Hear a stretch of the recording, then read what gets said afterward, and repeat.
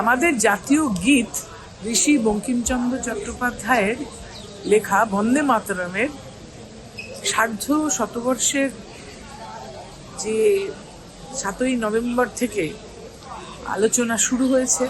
প্রথম কথা, আমাদের যে সংসদীয় নোটিশে সেটাকে তারা ফরমান জারি করলেন, বলা যাবে না। তারপর আপত্তির পরে নিজেরা আবার পরের দিন তুলে দিলেন।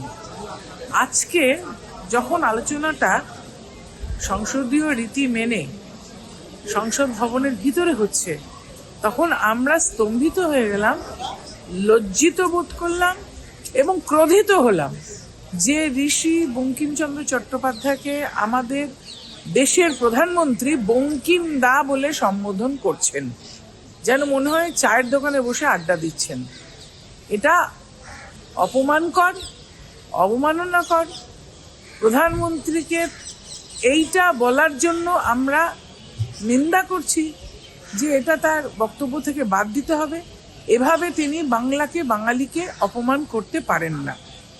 ঋষি বঙ্কিমচন্দ্র চট্টোপাধ্যায়, বিশ্বকবি রবীন্দ্রনাথ ঠাকুর বা কাজী নজরুল ইসলাম, নেতাজি সুভাষচন্দ্র বোস, এরা হলো বাঙালি সংস্কৃতির, শুধু নয় ভারতবর্ষের সংস্কৃতির একদম শিরদাঁড়া।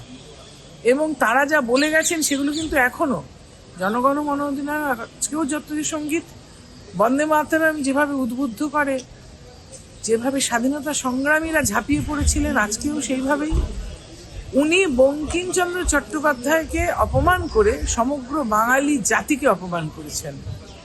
আমরা এর ধিক্কার জানাই।